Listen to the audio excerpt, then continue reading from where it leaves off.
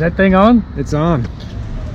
We're off to Baja, the Great Wall Tour, tearing down the wall tour. A chance for Americans to come together with our little brothers down in Mexico. We're going to go to Baja. It's not really like Mexico, it's Baja. I don't anticipate we'll have any problems. We've all got Mexican insurance.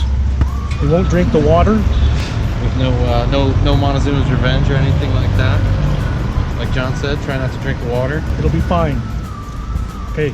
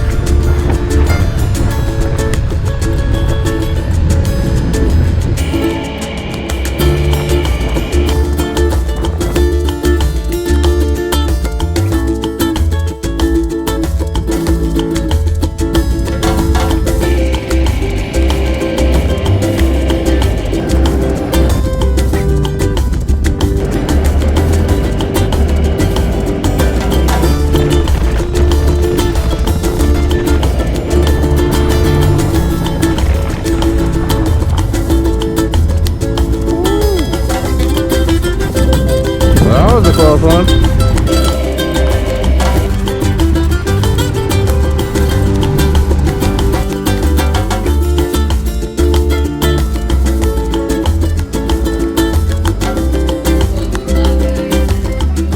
Well, we came down to Baja with these 3 mini adventure bikes to get away from it all. And I didn't know the Baja 500 was this weekend. Brent knew it was this weekend, but I didn't. So America kind of followed us down here. The Southern California lifestyle. Monster trucks.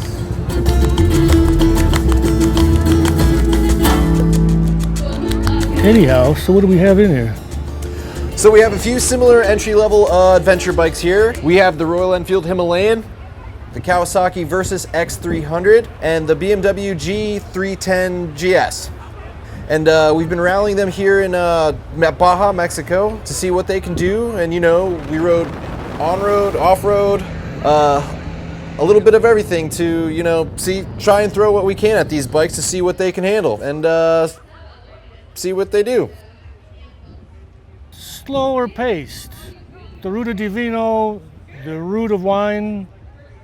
I guess it's been around forever in Mexico, but I've only recently heard of it, so we came down to do that. These two singles have more in common than you would think. They're both made in India. The first BMW to be made in India is this G310GS. First one to be made in India. The Royal Enfield has been made in India for the last 50 years, I think. That's a 411cc thumper. This is like a 313cc thumper. Kawasaki's a 300cc parallel twin. Great little engine, great little bike.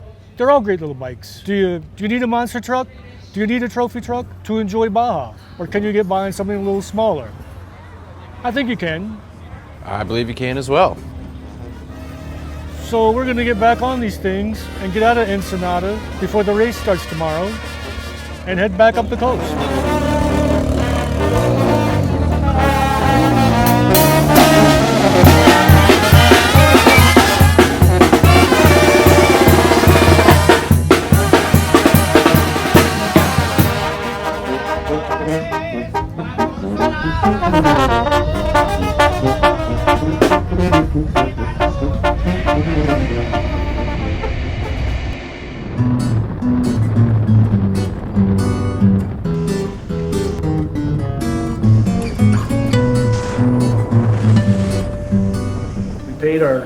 Paid our 50 pesos a piece to get on the beach, and I think it's okay. Yeah, Did you have fun? I think we got Mickey'd with those 50 pesos Yeah, a we might piece. have got Mickey, but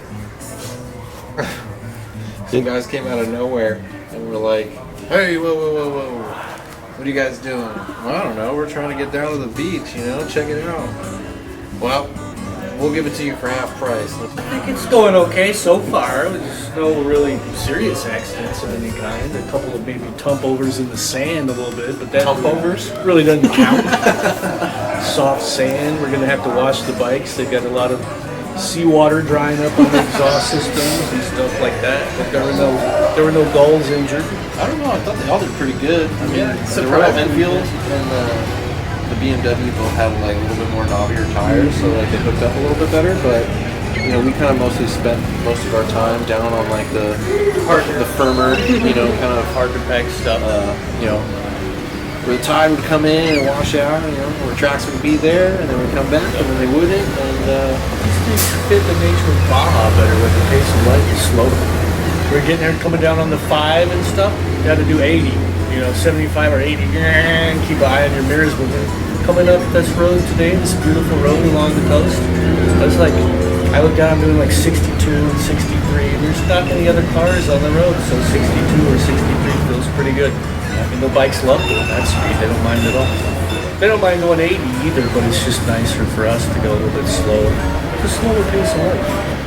But that's not a thing I would have attempted on like a big full-size adventure bike. I wouldn't have done it on an adventure bike like the Triumph Tiger. I think we so can- hats off to Sean for getting the Tiger 1200 down there with all the photo gear on it. That wasn't easy to do. that was some real That soft was sand to get through. Manly Get through riding stuff. there, which is the first time we've ever seen that out of Sean, but it's nice to see. I think we know which one lost. And that was the Triumph Tiger. But you did a great job of getting it down there and back. So never fell over. Put it So in, maybe it's not the put it in beach mode, Yeah. and there it went. one of the 15 ride modes. It's Darwinism at work here in Baja, it seems like. Which is why we should probably get back out before we hurt ourselves.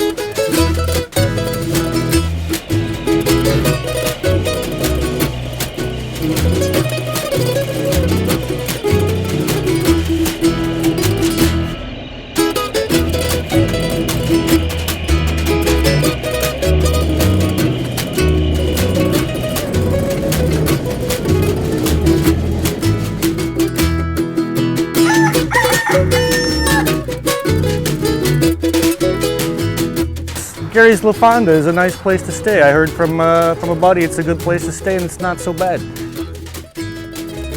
It says it's in Ensenada, but we're like halfway between Ensenada and Tijuana on our way back home. So come on, it's not a bad place. They let us park our bikes inside last night and close the big gate to make sure they'd be secure.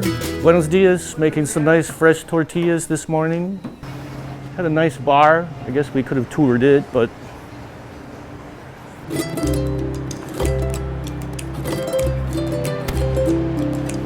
the ocean's still here. Buenos dias, muchachos. Hola, Juan. What are we having for breakfast?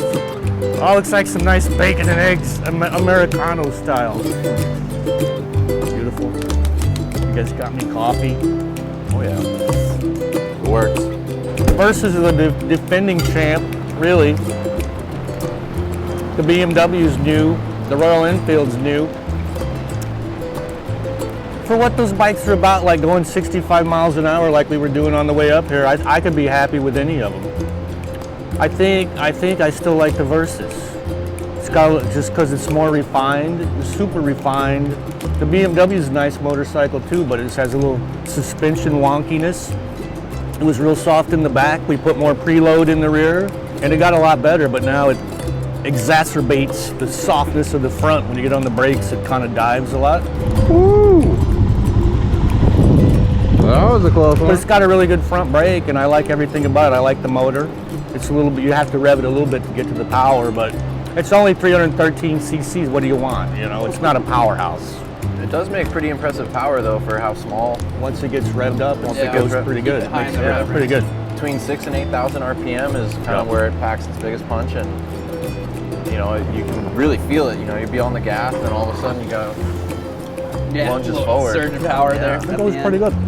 Yeah, which I mean, I think when I rode it at the launch, I kind of liked that motor in the Roadster version a little more because I wanted to be a little torquier in this GS platform. But I think once you get used to it, I mean, Brent ripped up the beach the other day just fine, keeping it up in the rev range. So I mean, once you get used to just revving it out a little bit more than maybe you're used to or a new rider is used to, it's a ton of fun, and it feels like a BMW. It's a nice bike. Yeah, definitely, and it doesn't have the highest torque numbers. The Royal Enfield actually made the most, like a little over 21 foot-pounds, but it felt good. You know, it didn't feel like it was lacking anywhere. It kept up just fine, and it cruises nice too, like in the higher RPMs at you know, like 80 miles an hour. You know, it chugs along just fine. Yeah. The other bikes do too, especially the Kawasaki. Definitely has the longest legs. 2 cylinders, and it's like a sewing machine smooth. That thing is, even if it's revving up, you know, 10,000 RPM, it's still really smooth. It seemed like the BMW too, for being a single with a counterbalancer. It's pretty smooth too. And the Royal Enfield will only go like 85 miles an hour. It's done, but it's a little bit lower revving, so it kind of chugs along. Yeah. But it'll cruise along at 80 miles an hour all day. It likes like 65 better, and it's really.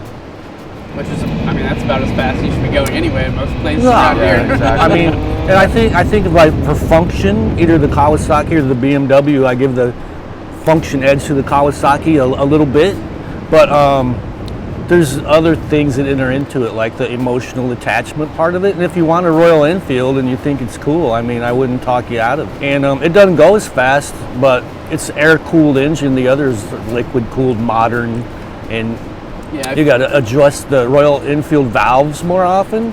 But it's only got 2 of them, and they're real easy to get to. You know, every time we stopped, it's cheaper too. On the road, it seemed like the Royal Enfield got the most attraction. Yeah, people like it. Compared to the other 2 bikes, you know, people are like, "Whoa, what's this? Royal Enfield?" Like, I haven't heard that name in a while, or like, check out the styling. You know, that's pretty neat. So it's definitely a neat motorcycle, and it rides good. The suspension's, you know, it soaks up the bumps nice. I felt like it was a little harsh on the street, but then like riding over some bumps and out in the vineyard and whatnot, it felt fine off-road. But I don't know, I felt like it was a little harsh, but not enough that I would, you know, wouldn't buy it. I kind of feel like Indiana Jones on that motorcycle. It's rad. It's cool. Yeah, and the neat thing about the Royal Enfield too is that it has a compass in its dash, which is pretty cool. I think it needs to be calibrated, but it doesn't work, but it's cool. But if you have it working, you know, on an adventure bike, I think it's perfect. Right. You know, where do you go to have your compass calibrated anymore? I wonder. Yeah, your moral compass. We're not worried about that guy. For an adventure bike, you know, you're gonna put miles on the bike, so you know you're gonna want to be comfortable on it, and the ergonomics on both the Kawasaki and the Royal Enfield I thought were really nice. The BMWs weren't bad, but every time I got off either the Kawasaki or the Royal Enfield and hopped onto the BMW, almost every time without fail, my feet missed the pegs, and they were just maybe like an inch or maybe a little bit more further forward. So it took a second to get used to, but you know, if you own the bike, you know, you're obviously, it's just muscle memory. Yeah, I didn't have the same issue. I think the main thing that caught me out with the BMW is was standing up on the pegs. It's got a nice wide bar, and it's great, you know, leverage and playing around the sand and whatnot, but standing up on the bike, it almost needs some bar risers. Kind of low. It's pretty kind of low. Whereas the Kawasaki and the Royal Enfield, I felt fine standing up on them. Yeah, and the BMW rather, it really has like a more of an upright seating position. It kind of forces you to just sit that way. The seat's comfy, for Yeah, sure. the seat's super comfy. I think the Kawasaki's the most refined and the best put together of all of them. As far as systems integration goes, I think it's got the best. Everything works together, it seems like, on that little motorcycle.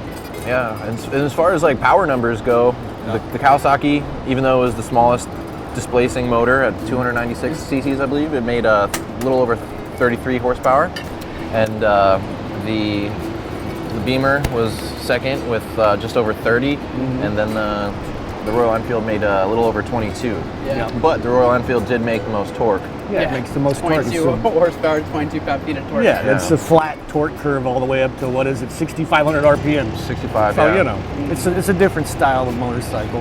And if you like a sportster like you, the Royal Enfield is your choice of entry level Yeah, adventure perhaps. bike. I mean, it's definitely, the Royal Enfield will be definitely the easiest bike to work on. You know, you don't have to take off any body paneling to, you know, get to any of the components. Which is good because you'll probably be working on it a lot. No, I have no. We can't really speak to the reliability because they just got here. But I was told they've been selling them in India for a while, and they're pretty good. So. Service intervals are a little shorter than most. What we're used to, I guess. But it's easy to work on. Yeah. And as far as each bike's capability, you know, I mean, there's really not anything that either of the bikes can't do. They all do it very well, and I didn't feel like there was a real clear-cut winner in terms of, you know, like I was perfectly happy jumping from one bike to the next, and you know, they were all a pleasure to ride. And one thing as far as all three bikes have that I love, you know, as adventure bikes, they all come with, you know, rear racks. Nice racks. And, you know, like some were a little bit bigger. Like the BMW has a real nice big rack. You can strap just about anything you want to it. Same with the Kawasaki. You know, it's got a nice surface area to get things on there. And the Royal Enfield has a bunch of like stuff. You know, the crash bars on the side, the rack on the back. Like you can strap all kinds of stuff to that thing. The other thing about the Royal Enfield, it's like $1,200 cheaper than the other ones. I think it's $4,700 about there. And the other two are right around I think. $5,700. Yeah. Well, like, you know, in the price discrepancy between the three bikes, you know, the higher priced Kawasaki and BMW come with ABS. You can get the Kawasaki with or without, but you know, if you have the option to, I don't see why not. You know. Yeah. And the ABS comes standard on the BMW as well, but it has a nice little button where you can disengage it on the fly. Yeah. And then the Royal Enfield doesn't have ABS, unfortunately, but you know what? It's bare bones.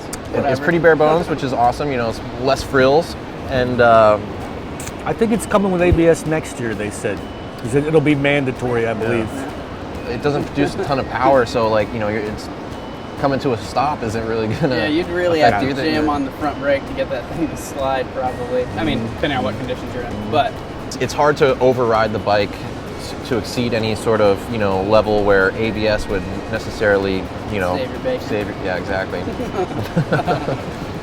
So this kind of wraps up our initial first impression roundtable discussion. But for the full story, with all the details, numbers, dyno charts, head on over to Motorcycle.com. And don't forget to comment, like, subscribe, and as always, be safe and keep the rubber side down.